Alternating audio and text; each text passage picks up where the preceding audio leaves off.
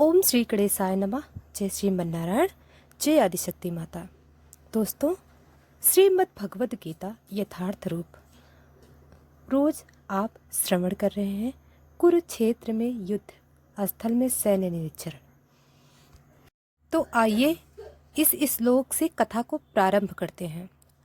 नाचाश्रेयो नु पश्यमि हत्वा स्वजन्माहवे ना कारणच्छे विजयम कृष्ण नाचा राज्यम सुखानि च। तात्पर्य, हे कृष्ण, इस युद्ध में अपने ही स्वजनों का वध करने से ना तो मुझे कोई अच्छाई दिखती है और ना मैं उससे किसी प्रकार की विजय, राज्य या सुख की इच्छा रखता हूँ। तात्पर्य, यह जाने बिना कि मनुष्य का स्वार्थ विष्णु या कृष्ण में है, सारे बुद्ध जीव शारीरिक संबंधों के प्रति यह सोचकर आकर्षित होते हैं कि वे ऐसी परिस्थितियों में प्रसन्न रहेंगे। ऐसी देहात्मक बुद्धि के कारण वे भौतिक सुख के कारणों को भी भूल जाते हैं। अर्जुन तो क्षत्रिय का नैतिक धर्म भी भूल गया था। कहा जाता है कि दो प्रकार के मनुष्य परम शक्तिशाली तथा जाज्वल्यमान सूर्य मंडल में प्रवेश करने के योग्य होते हैं। ये हैं, एक तो क्षत्रिय जो कृष्ण की आज्ञा से युद्ध में मरता है, तथा दूसरा सन्यासी जो आध्यात्मिक अनुशीलन में लगा रहता है। अर्जुन अपने शत्रुओं को भी मारने से विमुख हो रहा है। अपने संबंधियों की बात तो छोड़ दें, वह सोचता है कि स्वजनों को मारने से उसे जीवन में सुख नहीं मिल सकेगा, अतः वह लड़ने के लिए इच्छुक नहीं है। जिस प्रकार की भूख न लगने पर कोई भोजन बनाने को तैयार नहीं होता, उसने तो बन जाने का निश्चय कर लिया है, जहाँ वह एकांत में निराशपूर्ण जीवन काट सके।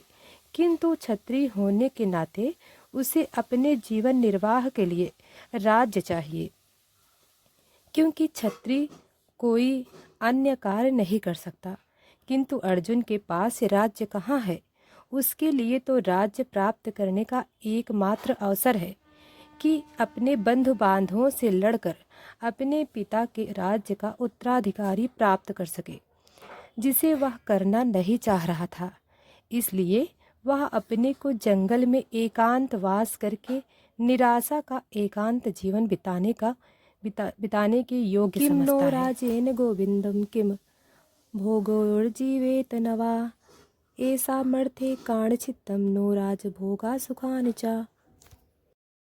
ता इमेव अवस्था युद्धे प्राणायाम सत्यकत्वा धनानि च आचार्या पित्रा पुत्रास्थयो च पितामहा मातुला स्वसुरा पौत्रा श्याला संबंधिनस्तथा एकान्न हन्ति मिच्छामि घन्नो अपि मधुसूदन अपि त्रिलोक्य राजस्य हेतो किमनु महीकृते निहत्य धृतराष्ट्रा का प्रीति स्यात् सज्जनार्दन। हे गोविंद, हमें राज्य सुख अथवा इस जीवन से क्या लाभ, क्योंकि जिन सारे लोगों के लिए हम उन्हें चाहते हैं वे ही इस युद्ध भूमि में खड़े हैं।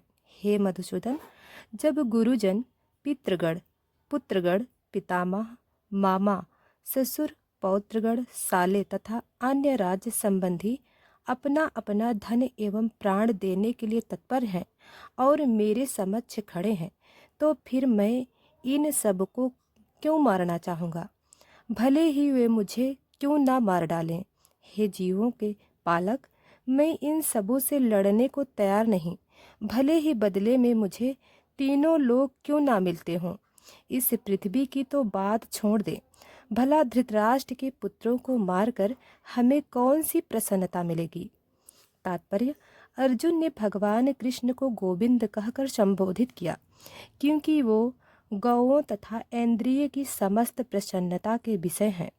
इस विशिष्ट शब्द का प्रयोग करके अर्जुन संकेत करता है कि कृष्ण यह समझे कि अर्जुन की इंद्रिय कैसे तृप्त होगी, किंतु गोविंद हमारी इंद्रियों को तुष्ट करने के लिए नहीं है। हाँ, यदि हम गोविंद की इंद्रियों को तुष्ट करने का प्रयास करते हैं तो हमारी इंद्रिय स्वतः तुष्ट होती है। भौतिक दृष्टि से प्रत्येक व्यक्ति अपनी इंद्रियों को तुष्ट करना चाहता है और चाहता है कि ईश्वर उसके आज्ञा पालक की तरह काम करे, किंतु ईश्वर उनकी तृप्ति वही करते हैं जितनी कि वे पात्र होते हैं, उस हद तक नहीं जितना वे चाहते हैं।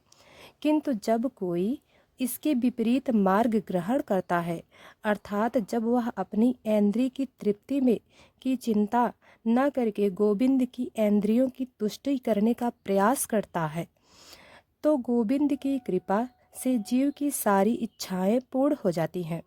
यहाँ पर जाति तथा कुटुंबियों के प्रति अर्जुन के प्रगाढ़ स्नेह आशंक रूप से इन सबके प्रति उसकी स्वाभाविक करुणा के कारण है, अतः वह युद्ध करने के लिए तैयार नहीं है। हर व्यक्ति अपने वैभव का प्रदर्शन अपने मित्रों तथा परिजनों के समक्ष करना चाहता है, किंतु अर्जुन को भय है कि उसके सारे मित्र तथा परिजन युद्ध भूमि में मारे जाएंगे और वह विजय के पश्चात उनके साथ अपने वैभव का उपयोग नहीं कर सकेगा। भौतिक जीवन का यह सामान्य लेखा जोखा है, किंतु आध्यात्मिक जीवन इससे सर्वथा भिन्न होता है। चूँकि भक्त भगवान की इच्छा की पूर्ति करना चाहता है, अतः भगवत इच्छा होने पर वह भगवान की सेवा के लिए सारे ऐश्वर्य स्वीकार कर सकता है, किंतु यदि भगवत इच्छा न हो तो वह एक पैसा भी ग्रहण नहीं करता। अर्जुन अपने संबंधियों को मारना नहीं चाह रहा था, और यदि उनको मारने की आवश्यकता हो तो अर्जुन की इच्छा थी कि कृष्ण स्वयं उनका वध करें। इस समय उसे यह पता नहीं कि कृष्ण उन सबों को युद्ध भूमि में आने के पूर्व ही मार चुके हैं और अब उसे निमित्त मात्र बनना है। इसका उद्घाटन अगले अध्यायों में होगा। भगवान की असली भक्त होने के कारण अर्जुन अपने अत्याचारी बंधु बांधवों से प्रतिशोध नहीं लेना चाहता था, किंतु यह तो भगवान की योजना थी कि उसका वध हो। भगवत भक्त दुष्टों से प्रतिशोध नहीं लेना चाहते, किंतु भगवान दुष्टों द्वारा भक्त के उत्पीड़न को सहन नहीं कर पाते। भगवान किसी व्यक्ति को अपनी इच्छा से क्षमा कर सकते हैं, किंतु यदि कोई उनके भक्तों को हानि पहुंचाता है तो वे उसे क्षमा नहीं करते। इसलिए भगवान उन दुराचारियों का वध करने के लिए उद्यत थे। यद्यपि अर्जुन उन्हें क्षमा करना चाहता था, पापमेवाश्रेदस्यमान् तैवतान् नातातायनः तस्मान्हारा वयं हन्तुं धृतराष्ट्रान् सबान्धनवान् स्वजनं हिं कथ्या हत्वा सुखानि स्याम माधव। यदि हम ऐसे आतताइयों का वध करते हैं तो हम पर पाप चढ़ेगा, अतः यह उचित नहीं होगा कि हम धृतराष्ट्र के पुत्रों तथा उनके मित्रों का वध करें। हे लक्ष्मीपति कृष्ण, इससे हमें क्या लाभ होगा और हमें ही कुटुंबियों की मार कर हम किस प्रकार सुखी हो सकते हैं। तात्पर्य, वैदिक आदेशानुसार आताताई 6 प्रकार के होते हैं: विष देने वाला, घर में अग्नि लगाने वाला, घातक हथियार से आक्रमण करने वाला, धन लूटने वाला, दूसरे की भूमि हड़पने वाला तथा पराई स्त्री का अपहरण करने वाला।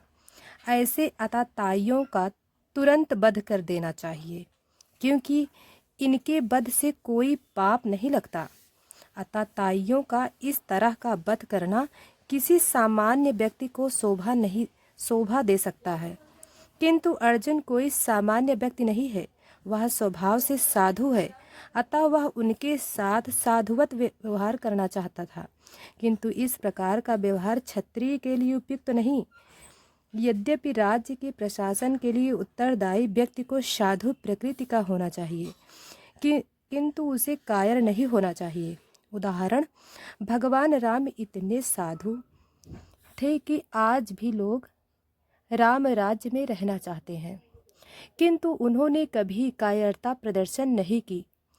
रावण आताताई था, क्योंकि वह राम की पत्नी सीता का अपहरण करके ले गया था। किंतु राम ने उसे ऐसा पाठ पढ़ाया जो विश्व इतिहास में बेजोड़ है। अर्जुन के प्रसंग में विशिष्ट प्रकार के आताताइयों से भेंट होती हैं। ये हैं उसके निजी पितामह, आचार्य, मित्र, पुत्र, पौत्र इत्यादि। अर्जुन ने विचार किया कि उसके प्रति वह सामान्य आताताइयों जैसा कटु व्यवहार न करे। इसके अतिरिक्त साधु पुरुषों को तो क्षमा करने की सलाह दी जाती है। साधु पुरुषों के लिए ऐसे आदेश किसी राजनीतिक आपातकाल से अधिक महत्व रखते हैं। इसलिए अर्जुन ने विचार किया कि राजनीतिक कारणों से स्वजनों का वध करने की अपेक्षा धर्म तथा सदाचार की दृष्टि से उन्हें क्षमा कर देना चाहिए। क्षमा कर देना श्रेयस्कर होगा। अतः क्षणिक शारीरिक सुखों के लिए इस तरह वध करना लाभप्रद नहीं होगा। अंततः जब सारा राज्य तथा उससे प्राप्त सुख स्थायी नहीं है, तो फिर अपने स्वजनों को मारकर वह अपने ही जीवन तथा शाश्वत मुक्ति को संकट में क्यों डाले। अर्जुन द्वारा कृष्ण को माधव अथवा लक्ष्मीपति के रूप में संबोधित करना भी सार्थक है। वह लक्ष्मीपति कृष्ण को यह बताना चाह रहा था कि वे ऐसा काम करने के लिए प्रेरित ना करें जिससे अनिष्ट हो। किंतु कृष्ण कभी भी किसी का अनिष्ट नहीं चाहते, भक्तों का तो कदापि नहीं। तो दोस्तों, हम आगे की कथा कल सुनाएंगे। आप हमारे साथ आगे की कथा कल श्रवण करेंगे। दोस्तों, अभी तक वीडियो को लाइक सब्सक्राइब नहीं किया है तो अभी कर लें। धन्यवाद।